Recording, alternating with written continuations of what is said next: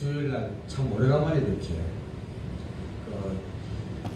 요즘 여러분도 잘 알다시피 세상은 혼란의 도가니탕에 빠졌습니다.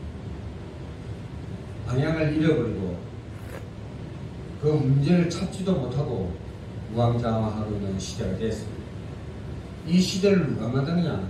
바로 극암 저주의 세력들이 사단들이 만들어 가고 있습니다. 근데 쏟지 않으면은 끝까지 살아남는 자가 되는데 여기서 쏟아버리면은 우리는 몰락하고 말아갑니다. 그래서 우리는 무엇보다도 교회와 가정이 매우 중요합니다. 그래서 오늘 말씀의 제목이 가정 속에서 언약을 확장하라 하는 제목으로 사도행전 16장 31절로 말씀을 전하고자 합니다. 31절에 보면 이르되 주 예수를 믿어라 그리하면 너와 너 집이 구원을 받으리라 하고 했습니다. 어느 만큼 가정이 중요하면 예수님께서도 직접 얘기했습니다. 즉 다시 말하면 우리 가정은 하늘나라 천국의 축소판입니다. 모형이라고 해도 과언이 할 정도로 가정이 매우 중요합니다. 그래서 우리는 당사자인 우리도 마찬가지지만 믿지 않는 남편이 있다면 남편에게도 확정을 시켜야 됩니다. 특히나 이 자녀들에게 예수님 그리스도라는 것을 확실히 각인시켜주지 않으면 환란이 조금 오면 그 자녀들은 무너지고 말입니다. 그래서 성도 여러분 가정 속에서도 언약을 꼭 확인해야 할 것입니다. 기도 제목을 가장 확실하게 잡는 방법이 가정입니다. 문제가 있으면 더 좋은 것이 기도 제목을 빨리 잡을 수가 있습니다. 우리가 편안하면 기도 잘 안 하죠. 그런데 가정에 막 물밀듯이 문제가 막 밀어닥치면은 그때는 부랴부랴 기도하려고 정신이 없습니다. 저도 그럴 때가 있어요. 야, 나도 이 목사가 돼갖고 이런 데도 있구나 하고 내가 놀랄 정도가 있는데 그 사람들은 그럴 거예요. 편안하면은 좀 소홀히 합니다. 근데 문제들이 막 들어닥치면은 부랴부랴 기도하게 됩니다. 그래서 가만히 성경을 보면 처음부터 성공한 자들이 있습니다. 뭐냐? 세상 밖의 사람들은 그렇다 치더라도 우리 성경의 중심 인물들 중에서도 성공한 자들이 있습니다. 이들은 처음부터 성공한 자들. 이 사람들이 특징이 가정에서 언약을 제대로 잡았습니다. 부모의 영향을 확실히 받았다는 겁니다. 그런데 우리는 보통 대충 잡아가고 있습니다. 우리는 예수님 그리스도가 믿는다면 확실히 붙잡으셔야 합니다. 그 요셉 잘 아시죠? 그 요와 더 하신다라는 뜻인데 어려운 가정에서도 요셉이 제목을 바로 잡았습니다. 이 제목을 바로 잡았다는 얘기는 무엇이냐? 하나님의 계획을 알았다는 얘기예요. 꿈 얘기부터 이것이 보통 사건들이 아니에요. 보혈에 가서나 감으로 가서나 죽음 직전에 가서나 이것이 다 하나님의 계획이라 생각하고 감옥에서 두 간호를 만나죠. 그것이 뭐냐면 하나님의 계획은 애굽이라는 당대의 큰 나라를 보여주면서 세상을 보여줍니다. 이 요셉이 그래서 대단하다는 얘기입니다. 저와 여러분 같았으면 이러한 환경에 처하게 되면 놓쳐버릴 수가 있습니다. 여러분 잘 알다시피 사무엘이 있습니다. 사무엘은 하나님께 구함 하나님의 지명을 하심이라는 뜻으로서 어릴 때부터 사무엘이 제대로 언약을 붙잡았습니다. 태어날 때부터 예인 집안으로 나시린으로 태어난 것입니다. 그리고 다윗이 있습니다. 찬양의 신부가 그것을 마음껏 누리사. 그리고 신약에 와서는 또 디모데 같은 사람이 있습니다. 또 베베 같은 자가 있습니다. 이들은 누구냐? 공통점이 바르게 전하는 자들. 바울이 감옥 안에서도 지시하는 말을 보태지도 안 하고 더하지도 않고 그대로 전달을 제대로 행사합니다. 이들은 굉장히 고생하다가 잡은 사람들도 있습니다.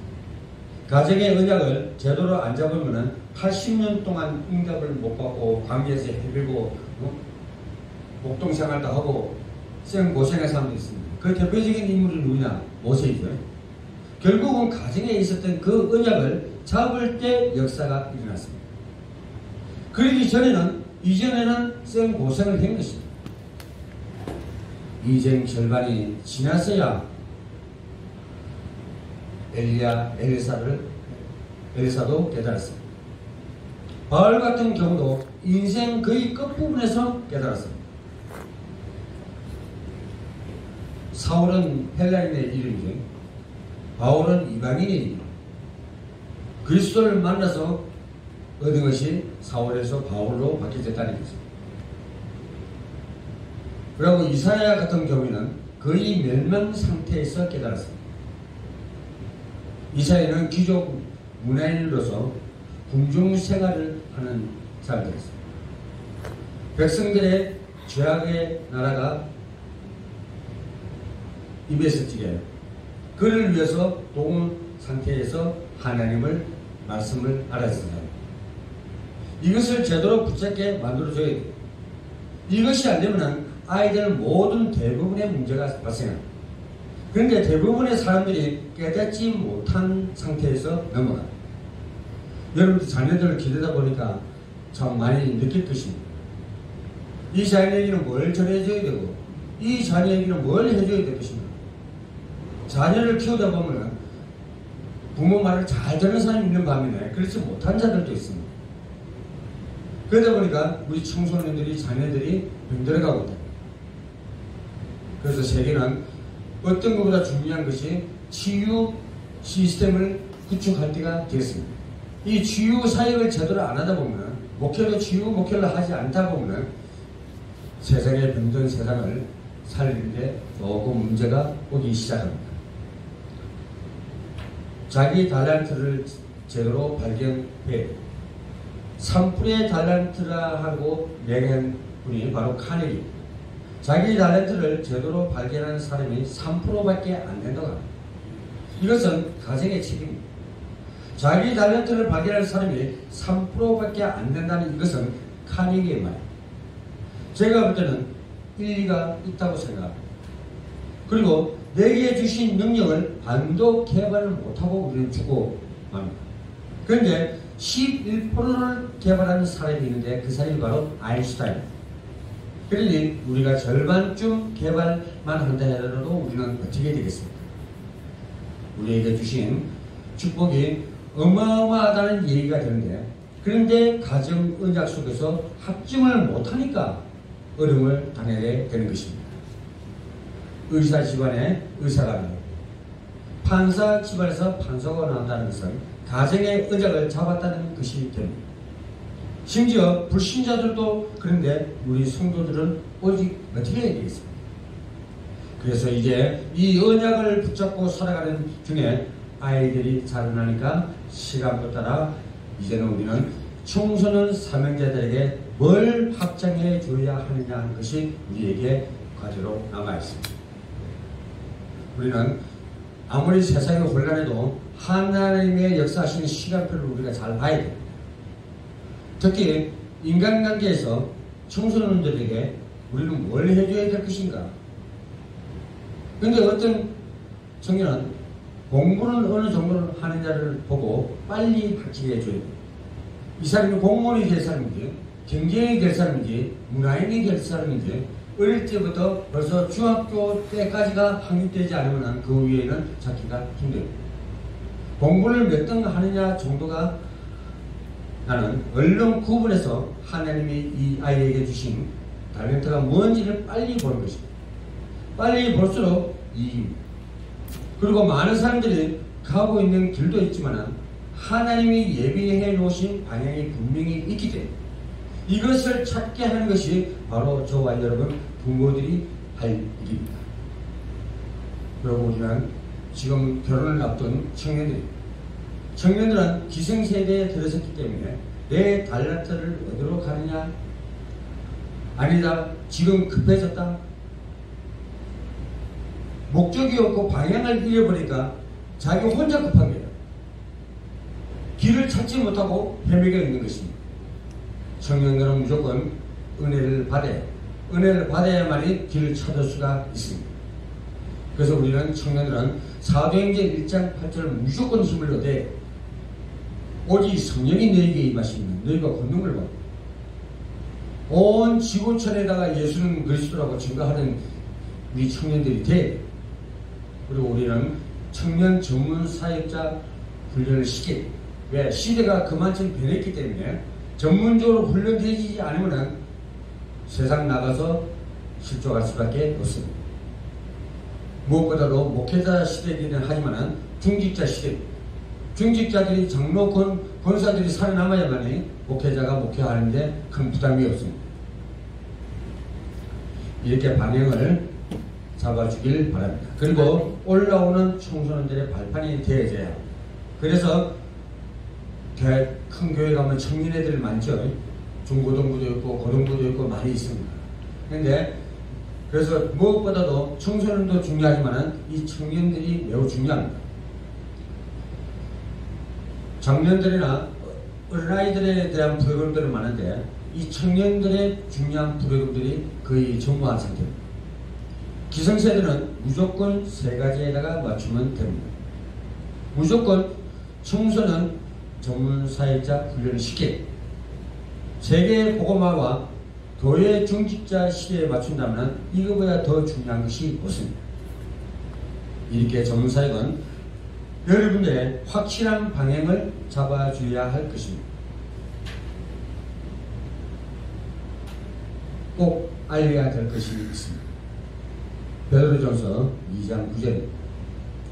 그러나 너희는 택하신 족속이요 왕같은 제사장들이요 거룩한 나라요 그의 소유가 된 백성이니 이는 너희를 어두운 데서 불러내어 그의 기이한 빛을 들어가게 하신 이에 아름다운 덕을 선포하게 하려 하십니다. 아멘. 꼭 알려야 될 것이 세 번째. 가정에서 언약만 잡는 게 아니라 할 일이 있습니다. 이것이 바로 베드로전서 2장 9절입니다. 너를 가문의 제사장으로, 너를 가문의 선지자로, 너를 가문의 왕으로 그 축복을 주려고 우리를 부르셨다 하는 것입니다. 정확하게 말하면 그리스도가 제사장이 아니라 그 역할을 다 하셨다는 것입니다. 그 역할을 우리에게 베드로전서 2장 9절에서 맡겼다. 여러분 잘 아시다시피 목사가 제사장인데 목사의 역할을 잘 못하면 제사장이 되겠습니까? 이 제사장이라는 것은 제사장의 사명을 다 할 때를 얘기합니다.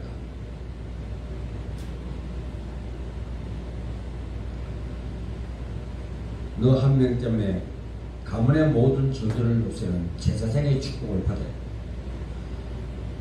나 한 명 때문에 가문의 빛을 비추는 선지자 역할을 해. 너 한 명 때문에 모든 가문의 흑암이 깨지는 왕적인 축복을 받아야 됩니다. 바로 이 세 가지가 우리 삶에서 매우 중요합니다. 바울은 이 세 가지 시민권이 있었습니다. 첫째, 길리기아 다소에서 태어났습니다. 로마 시민권을 가졌습니다.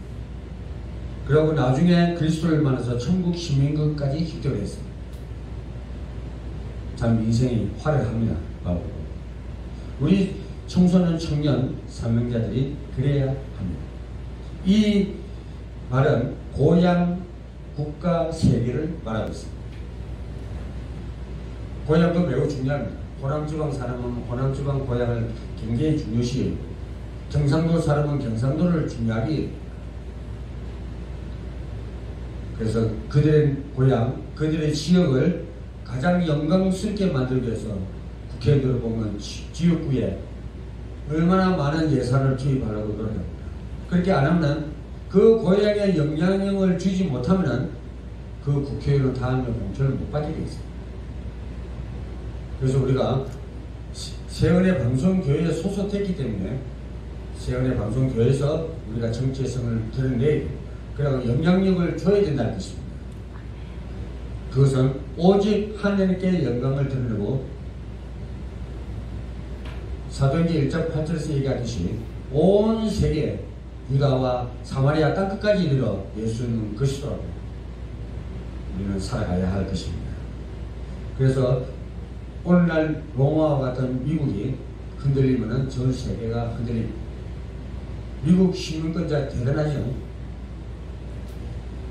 그렇기 때문에 그 미국이라는 나라가 영향을 받으면 우리 한국도 마찬가지입니다. 엄청난 타격을 입게 됩니다. 아무래도 목사님들 같은 분들이 앞장서서 전문 사역을 강화시킬 필요가 있습니다. 목사님 나름대로 잘하는 부분, 그 최선을 다해서 해나갈 때 마냥 영향력을 끼칠 수 있는 목회자로 갈 수가 있는 것입니다. 우리는 이 말씀 속에서 성도 여러분들은 뿌리를 내리셔야 합니다. 목회자들은 여러분들에게 어떻게 하면 하나님의 말씀을 바로 전달할까 하니 그것을 생각하고 연구하고 있습니다. 그래서 이 말씀의 내용이 굉장히 중요합니다. 이 말씀의 내용이 불충실하다 보면 여러분들이 갈급하게 됩니다. 이제 여러분들도 청소년 여러분들도 제대로 눈을 뜨고 세상을 보십시오. 안 그러면은 그 가문에 빠져서 여러분들이 실족할 수가 있습니다.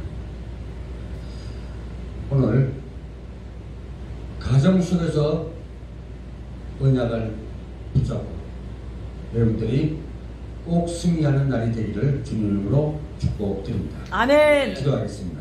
하나님